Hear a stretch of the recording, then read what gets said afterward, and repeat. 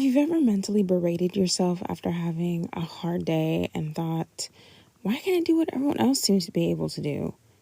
Why does everything feel so hard for me? Am I just lazy? Am I just too much? Am I just failing at life? This episode is for you. And if you're a good person and your partner is a good person and your children are good little kids, but somehow you still keep missing each other in the worst moments, this episode is for you too. Because today we are stopping the moral failure narrative and we're asking a smarter question. What if I'm just wired differently? Not broken, not defective, not lacking character. Just different. And if you're listening with a loud house, a tired body, a brain that feels like 26 tabs opened, or honestly, even if it's just 10 tabs, but they're all screaming, welcome. This is Grounded and in Full Color, a neurodivergent mom studio for soft life, overstimulation, and building a life that fits your brain. I'm Princess Ebony, neurodivergent, stay-at-home mom of 3, content creator, and your big sister in your headphones. And today we're talking about identity, late diagnosis, self-recognition, and the question so many of us whisper when we're alone. Am I actually failing? Or is my brain just different? For me, motherhood turned the volume up so loud that my old coping strategies stopped working. I used to be able to push through. I used to be able to just do it. I used to be able to organize my life into something that looked functional. And then motherhood happened. And it was like the noise, the touch, the constant demand, the decision fatigue. Oh, that is so real. The broken sleep, the mess that regenerates like a video game villain. And suddenly I was doing all the right things and still burning out. Still melting down, still shutting down. And my brain's go-to response in these moments? Not just, I need a nap. My brain goes, I need to leave. Like, disappear. Cut off connection, go back to being alone. Undo every decision that I have ever made that has landed me here. And that's the part I want to say out loud with care, because if you can relate, you're not a monster. You're overwhelmed. And overwhelmed brains start pitching extreme solutions, scorched earth style. Quick disclaimer before we go any deeper. I am not diagnosing you. This is not medical advice, and this is not me telling you what you are. This is identity exploration, pattern recognition, nervous system respect. Because formal diagnosis can be helpful, yes. But it's not the entry ticket to understanding yourself. You don't need certainty to start treating yourself better. Today I'm going to walk you through the moral failure storyline a lot of neurodivergent moms live in. The signs and patterns that tend to show up, especially in women and moms. And gentle ways to explore neurodivergence without turning it into a new perfection project. For a long time, I thought it was the problem, like, as a person. Not I'm having a hard season, not I need support. I mean, I'm fundamentally failing. A lot of neurodivergent moms carry these beliefs. I'm lazy, I'm too sensitive, I'm too much. I'm selfish, I can't even handle basic life. I'm inconsistent, I'm dramatic, I'm not cut out for motherhood. I ruin everything. And everyone would be much better off without me. And for some of us, when the overwhelm spikes, we don't just think I'm failing. We think, I want to scorch the earth. Not because we want to hurt anyone, of course, but because we want the pressure to stop. Like, can I burn everything down that requires something from me? And that's a nervous system scream, not a personality defect. For me, the moral failure narrative was complicated because in some areas I was excellent.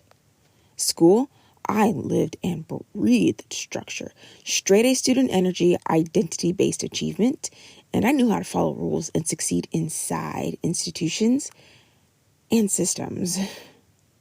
But socially, I was adjacent. Not in the it crowd, even when I desperately wanted to be. Adjacent, but separate. And I remember being woefully disappointed. Not because I needed popularity, but because my internal world was so big. And all the TV shows I grew up watching in elementary school and middle school about what the high school experience would be was underwhelming. Like, I went to school with people who I thought were just unattractive, but they were just the best that I was going to ever experience. And it missed the mark. My internal world was that big, and what I watched missed the mark. Or my inner world, or my real experience in high school, totally missed the mark of what I grew up watching TV and movies on. And it felt like the real life version of connection and belonging didn't match what I expected either. Friendships. Oh, I could be intensely bonded to a few people, and then also feel like I was also one wrong move away from being too much, cringy, intrusive, or unwanted. Work? Honestly, most jobs drain me, but not because I can't work, but because the type of work and the sensory social structure of it felt unbearable. Like being at a register for 8 hours, expected to just, wait and perform and be available to strangers all day. My brain was like, that's not a job. That's a slow death. And when I was a work study in college, I came in panicking, like a total meltdown, saying I just couldn't do it because that job was answering phones. I do not like answering phones. No, the phone is a nightmare for me. And if you want me to spiral into panic, make me call someone. I'd rather email, I'd rather text, I'd rather telepathically project the message into the sky like 11 from Stranger Things. So I'd have moments where I was like, I'm fine, this is normal, the job is just draining. But then other days were like, you are completely freaking out, Ebony. Oh, marriage. This is where it got more painful because I didn't understand how much my wiring was impacting my communication skills. In the beginning, I still thought like a single person. I still do, but it was much more raw back then.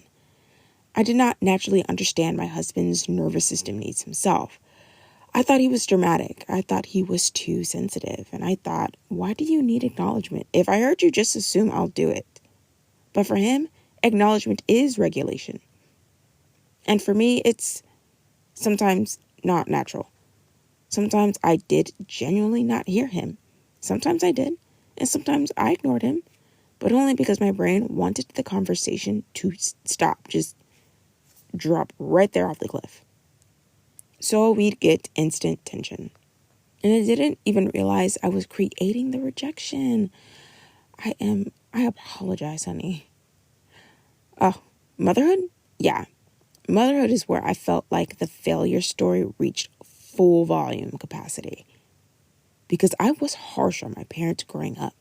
I judged their parenting hard, actively, in the moment, vivid memories, 7 years old, 12 years old, 16 years old. And then I got older and had this moment of clarity after my first semester in college. It dropped me on my bum. If I hated the example I had, how am I supposed to magically become better without a new blueprint? And I remember resolutely thinking, I'm not getting married. I'm not ever going to become a mom. I am not good enough. And then life happened the way life does. Kismet, storms, timing, plot twists. And I became exactly what I was afraid I couldn't be. And I love my family, husband, children, but my nervous system has been through it. So I didn't need more shame. I needed a pattern that explained why I was trying so hard and still drowning. And that's where the questions started to change. Not what's wrong with me, but what if I'm actually wired differently? And here's the part that is wild. I didn't see the pattern at first. Someone else did. My husband kept noticing little things about me and kept commenting on it, and I got annoyed. Like, why are you clocking me? Why are you analyzing me? And one day, I remembered this random piece of content that I had consumed about girls masking, camouflaging, going so far unnoticed, and how many women don't realize until much later, if at all. So I went looking for a comeback, and instead I found myself in a rabbit hole. I took test after test after test. Not barely over the threshold, I mean consistently high across multiple measures. And that was the moment where I realized, this isn't me being dramatic. This is the pattern of my nervous system. If you're exploring neurodivergence, here are some pattern categories that tend to show up. Sensory stuff. This can be noise, touch, bright lights, crowded spaces, smells, textures, temperature sensitivities, and yes, food. Not just wet food. Yes, we have talked about that though. Food in general. Picky palate, texture aversions, food touching other food, certain smells turning your stomach, specific safe foods you rotate, amen, gagging from something that seems normal to others, and dishes, especially leftover floating food and water. This can be a full nervous system event. Social patterning and masking, camouflaging. You can be charming, but it costs you. You script conversations in your head. I literally grew up treating TV like exercise, practice, curriculum on how to interact in social conversations, which made my high school experience not living up to everything I watched in movies and TV shows, like that much more disappointing than all this practice. And for what? It's like going to college, graduating, and not ever using a degree. Isn't that what most of the job workforce was or started to be around the time I graduated high school? You rehearse what you'll say. You replay what you said over and over and over and over. You come home and you crash and you feel performative and exhausted. For years, I thought I was nailing this social thing and I looked forward to interacting until again, I'd come home crashing. Executive functioning. And this is huge for moms. The initiation, starting tasks. This has killed me in the intimacy department with my children when I just get down on the ground and play with them. With my husband, of course, just use your imagination. With friends and people I really genuinely loved connecting with. It's very hard for me to initiate. Transitions are another thing as well. Stopping one thing to do another. Task switching, time blindness. Oh my God, that has to be like a real diagnosis because I experience that so profoundly at times. And I have toddlers, I have children. Like, I'd really rather stop succumbing to this one in particular. Finishing anything, remembering steps, being interrupted 513 times and losing your brain. Emotional intensity, big feelings, fast, quick, and dirty overwhelm, delayed processing, shutdowns, meltdowns, tears, and numbness. Burnout cycles. You can have weeks where you're fine and then crash, withdraw, feel depressed or blank, need recovery, and then repeat. Special interests and hyperfocus. The I can research this for hours brain. The deep dive brain. The optimization brain. The I made a planner from scratch in Canva brain. Do you know how many times I've created temporary chats in ChatGPT only to save the response I really liked in my Google Notes just so I could feel better about not clogging up my ChatGPT account? My notes, they're notes, like sticky notes. Like, they're yellow. Like, it feels like that pattern is recognizable and familiar and doesn't make me feel like I've been doing too much. The rigidity, justice sensitivity, and strong internal logic. And this one is big for me. When something feels unfair, my whole body reacts. When something is illogical, it can grind your gears. When someone generalizes or dismisses a total group of people, think LGBTQIA+. I might go into defense mode even if it's not about me. What about that for you? Because your brain is wired for fairness and coherence. And this is powerful. The sensation of rightness in my body, like when I knew the answer in business calc or statistics in college, that embodied sense of this is correct, this is not, that doesn't just apply to tests for me, and maybe not even for you. It can also apply to opinions, ethics, rules, arguments, and relationship dynamics all over the map. And when you feel right in your body, like you've got the correct answer. And that's what feels right in your body. And that can be a gift and also a hot zone conflict, like one of those you mentioned in the last episode. Once you start seeing the pattern, something shifts. You stop trying to discipline yourself into being someone else. Okay, here's the hug checklist.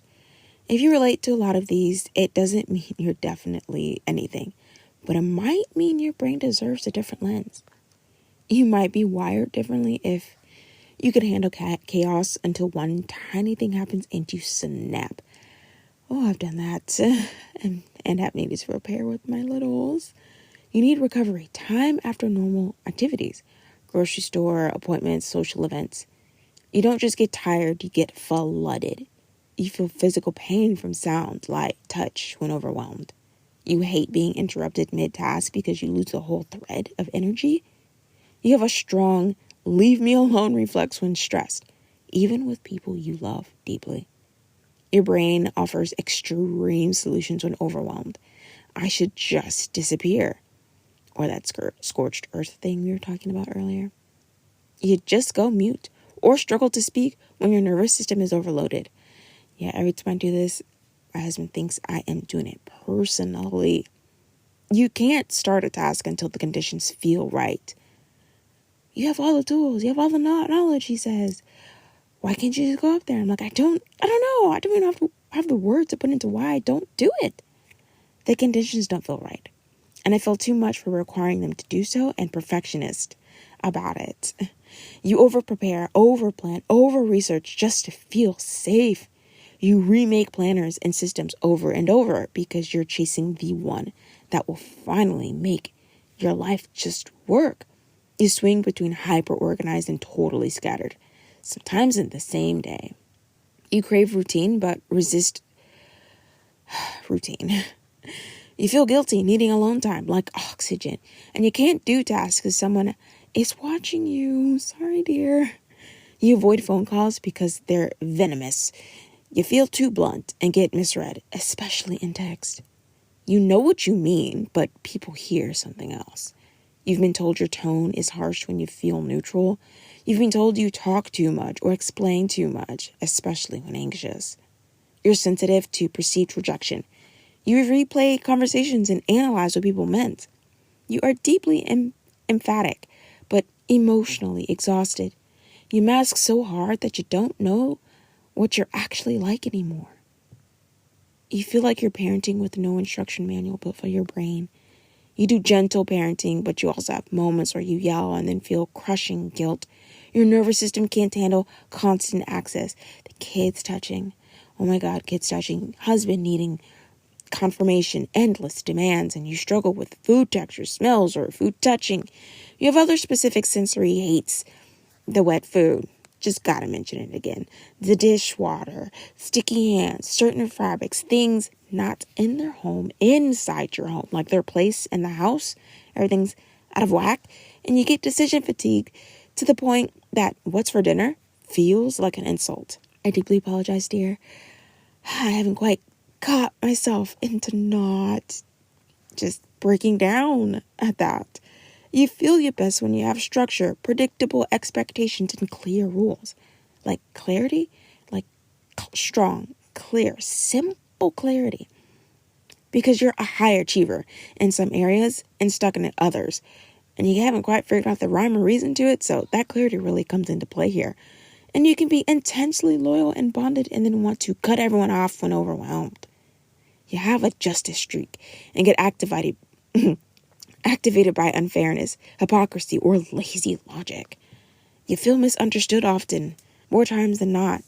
And if you happen to read it in a book that you're reading before bedtime, it ends up turning into a stressful event because you then cry yourself to sleep because you resonated so deeply with the main character. Like you're speaking one language and everyone else is hearing another. That was a lot. And I most definitely got into my feels there. But listen to me, mama. Let's reframe this. These are not personal failures. These are data points. Data. Oh, God. I can't figure out which one sounds better to me. But if you're in the space of wondering how any of that fits you or how you fit it, here's how to explore it gently, mama. Step 1, replace the question. Instead of what's wrong with me, ask, what does my nervous system need in order to function at its best? That question moves you out of shame and into design. Remember, we love that word. Step 2, track patterns for about 3 to 7 days. Tiny, not intense. Do this like a mini experiment. Track only 2 things. What drained me today and what helped me today. And if you want structure, I love the book Designing Your Life and the companion workbook because it has you track energy and activities and notice patterns over time so you can design your life. This is literally the design approach that I'm talking about, not fix yourself, but design around what's true. Whatever it is that you notice. Pattern recognition, y'all. Step 3, make one accommodation, not 10. Not a lifestyle overhaul, just one. A couple examples. Earplugs? Loop quiet too. Those things are chef's kiss. Reduce sensory input during transitions. Reduce decision fatigue, like themed meals, routines, defaults. And I try to get you the themed meal days that my husband and I use currently. A recovery ritual after outings. This is where if you have a quirky, unique, very niche subscription box service, this is where it comes in handy. And because I love you, mama, I will put in the show notes. One of my notes that I deep dive spiral researched on a while ago on places where you can source thoughtful and novel gifts. One of them, just to give you an idea, it's called Uncommon Goods. Pick something very specific from one of these sites that just speaks to you and use that as a recovery ritual in general. And of course, we have scripts that we've been going over for partners and for children. And a sensory kit in your car or bag. It needs to be handy. It needs to be in quick reach. Step 4, learn without obsessing. This is for my research spiral women. Yes. You're allowed to learn enough to feel relief. And then stop there, mama. Curiosity is good. Obsessive self-surveillance is not. Step 5, this is optional. The diagnosis pathway. And there are a few options. Self-recognition, self-identification, like moi, or therapist-informed exploration, or formal assessments, if and when it fits. I like to use this site resource, embrace/autism.com. Yes, there's a resource for you right there that many people use for screening tools and education, especially when they're early in the exploration phase.